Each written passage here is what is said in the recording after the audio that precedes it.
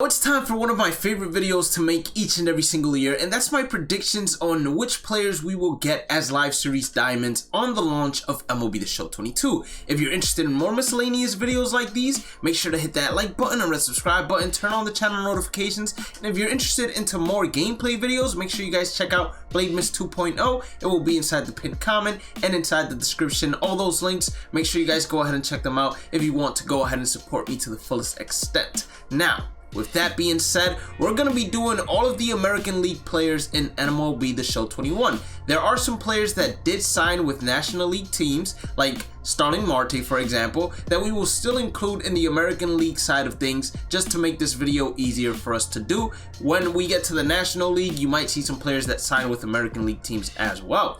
Now, we stream each and every single day, 8 p.m. Eastern on Twitch. We're streaming today as well. Make sure you guys go ahead and check that out. It's going to be inside the pinned comment and as well inside the description. We're starting it off with Cedric Mullins. In order for me to go ahead and adjust these ratings and also predict the overall, I went onto RotoWire and I looked at the 3-year averages and I compared them to what the attributes look like, and I also compared them to other players' attributes inside the game currently to see how they matched up against each other. So we start off with Cedric Mullins, 86 overall. I see his contact and power versus left-hander both getting decreased, but I see the minimal decrease happening, so I think that he remains the lone diamond for the Baltimore Orioles as of right now, unless they sign a big name free agent, which I just do not see happening. Now, Chris Sale, I just want to throw a disclaimer. These are my predictions. This might get a lot of people upset. A lot of my choices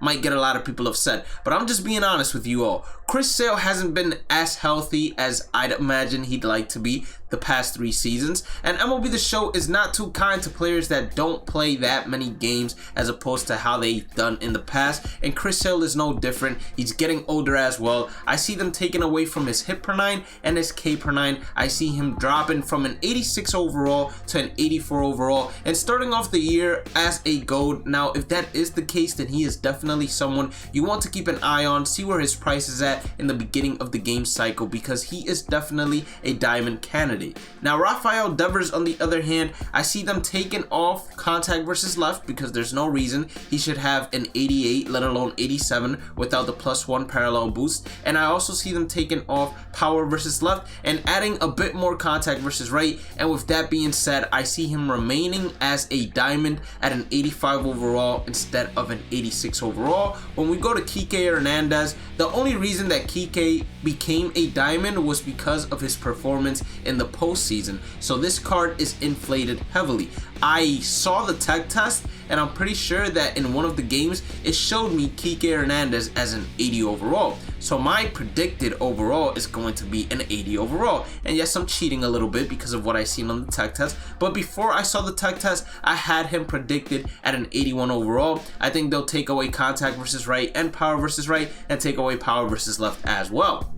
Now, going to the New York Yankees, we have ourselves Aaron Judge. Aaron Judge, I believe that his contact and power versus left both need to be upgraded, and then you can subtract some from his contact versus right. I see him remaining as a high tier diamond, meaning instead of a 91, I see him as a 90 overall, remaining as a high tier diamond, the only high tier diamond from the Yankees. We then go to Garrett Cole, who didn't have the greatest season in the world last year, but he still had a really good season considering he finished 2nd in Cy Young. But by the way you see him getting trolled on the internet, you might think otherwise, right? Now, Garrett Cole, I see them adding to his Ks per 9, home runs per 9, and then subtracting from his hit per 9. I see him staying as an 89 overall. I just don't see him making that jump to that high tier diamond again until we get to see how he performs in the beginning of the season. After that, then yes, of course, we can go ahead and make our projections. And then Giancarlo Stanton. Now, Giancarlo Stanton, first things first, I think that they're gonna drastically change his fielding, because he only played like 16 games in the outfield last season and 108 designated hitter. So he's no longer a left fielder. I think they're going to give him the same treatment as JD Martinez. I think his fielding attributes will get reduced. I think that his contact versus right also deserves to be reduced, and he will also drop at a diamond. I think he will go from an 86 overall diamond to an 83 overall diamond. We go to Nick Anderson. Nick Anderson has not been healthy at all these previous 3 years, and I think it's finally time for them to say, hey, he's also not coming until later on this season, I believe. So therefore, we're going to go ahead and attack each attribute in terms of pitching, from hit per 9, K per 9, walk per 9, and home run per 9, and drop him down from an 87 overall all the way down to an 84 overall. And then when he comes back, we can see whether or not he deserves that diamond once again. But definitely another guy you want to go ahead and keep an eye on, especially if he sells for quick sell value,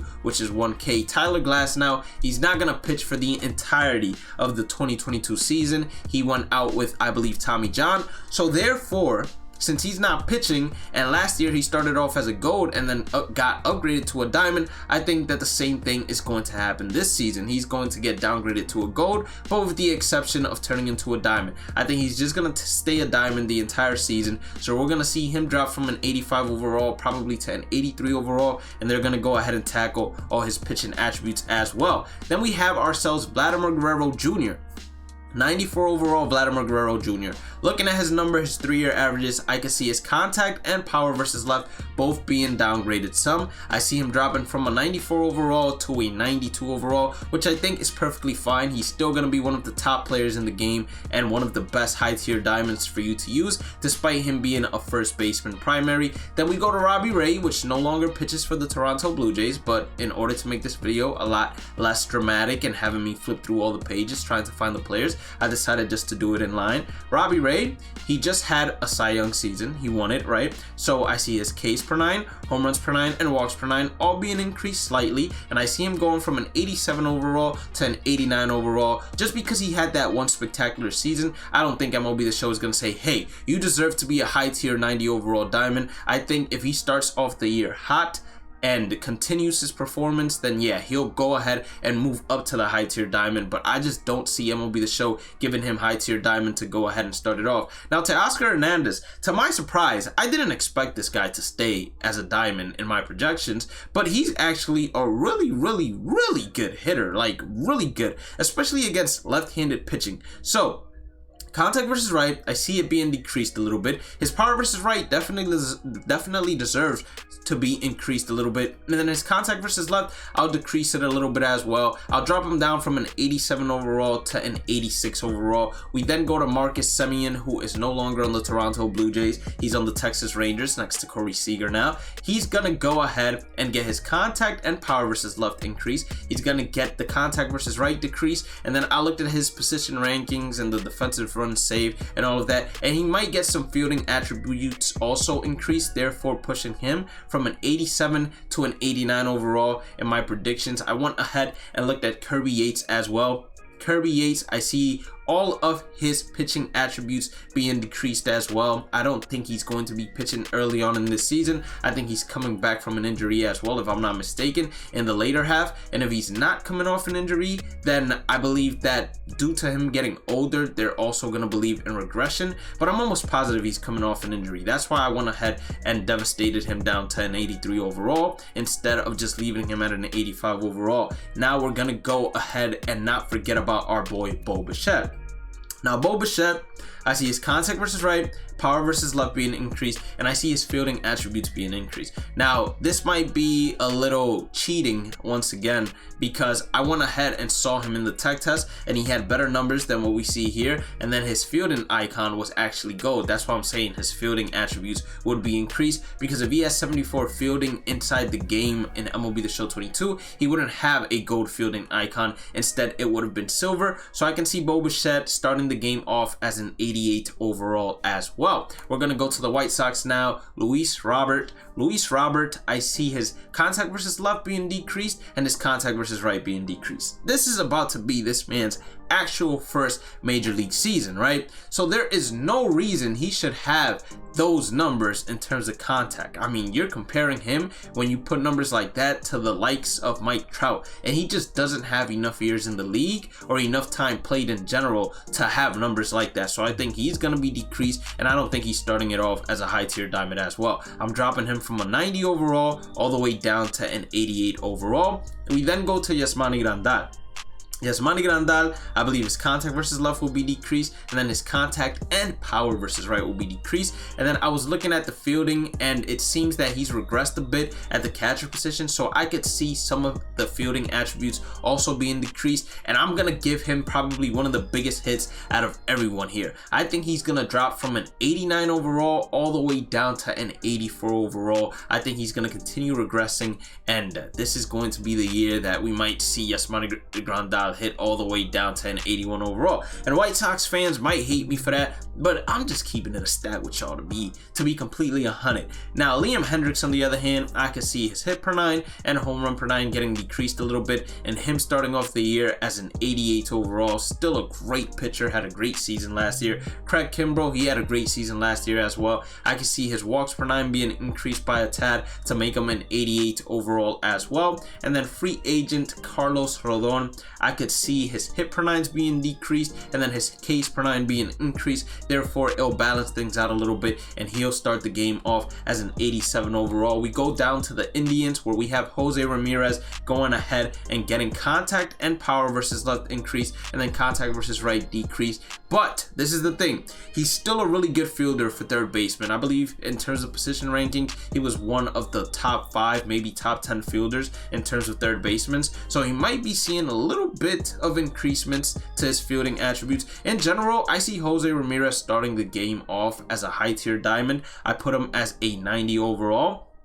And then Shane Bieber, on the other hand, Shane Bieber hasn't been too healthy either, but looking at his numbers, I went ahead and did the math as best as I could, and I say, hey, they'll probably go ahead, subtract some of his hits per 9, subtract some of his walks per 9, and increase his Ks per 9. But I don't think he starts off the year as a diamond. I think he starts off the year as an 84 overall. In MLB The Show 21, I'm pretty sure he started off the year either as an 89 overall or as a high tier diamond, and as the year progressed, he just kept on dropping and dropping and dropping all the way down to an 85 overall. So I think they're gonna go ahead and say, hey, we're going to bring him down to an 84. He pitches well. He's going to go skyrocket back up to a diamond. So might be someone else that you want to go ahead and keep an eye on. When we're talking about Salvador Perez, he had a great season last year. For Salvador Perez, I can see the contact versus left, contact and power versus left versus right also being increased, and then taking away some from his fielding attributes. With that being said, although I do see him going from an 87 to 89 overall, this might be the lone diamond that we get at the catcher position.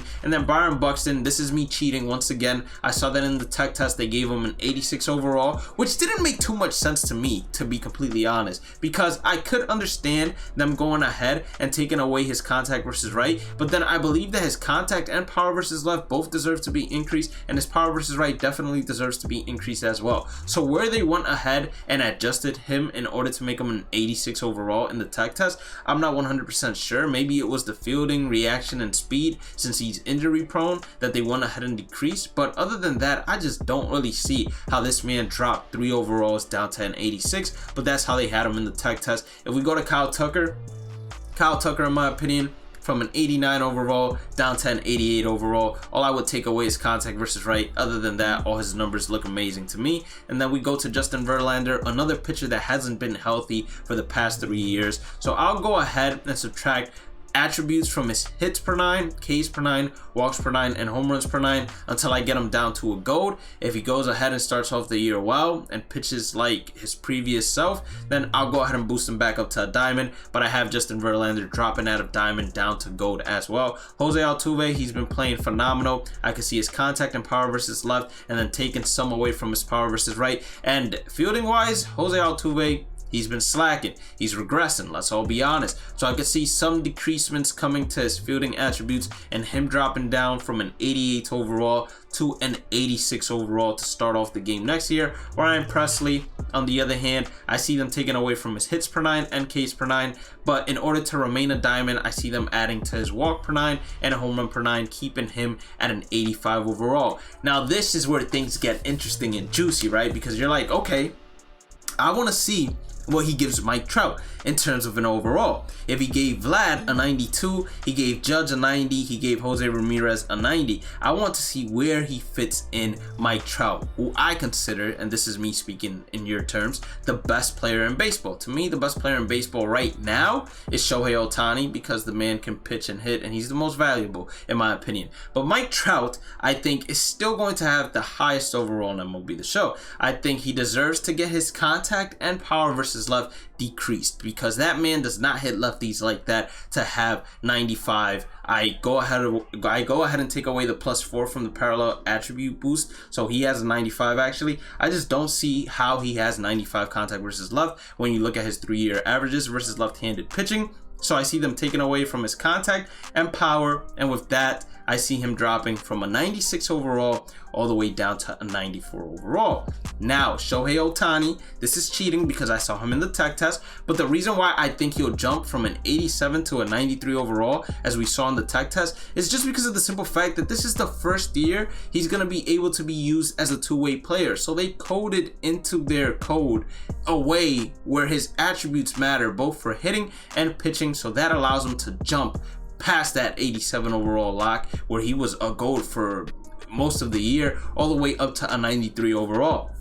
And then we have Raisel Iglesias. I looked at his numbers. I think his attributes reflect him perfectly, so I don't think there's anything that really needs to be touched in my opinion, and I see him remaining an 85 overall. He's been a great pitcher for the past 3 years, and I expect him to remain a diamond. Matt Olson, on the other hand, I could see them taking away from his contact and power versus left, and taking away some from his contact versus right as well, and then adding some to his power versus right in order to go ahead and keep him as a diamond at an 87 overall. But I don't see him going any higher than that. I would even be willingly to drop him to an 86 overall, but I think an 87 overall fits him perfectly. And then last but not least, we got ourselves Starling Marte. Starling Marte, on the other hand, I could see his power versus right being increased, but then his fielding being decreased. As he gets older, he's going to be regressing as well. Who knows if he's going to be playing center field nonstop for the Mets, even though that is the plan the Mets have, but who knows, we're going to go ahead and see that. But I do see him dropping from an 86 overall to an 85 overall. And those are my predictions for Life Series Diamonds. Let me know in the comment section which ones you agree and disagree with,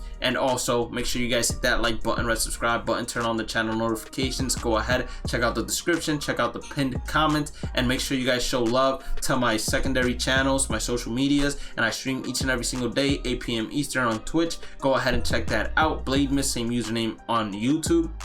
Have a blessed day and night. Stay positive, stay safe, stay blessed, and I'll catch you all on the next one. Peace out.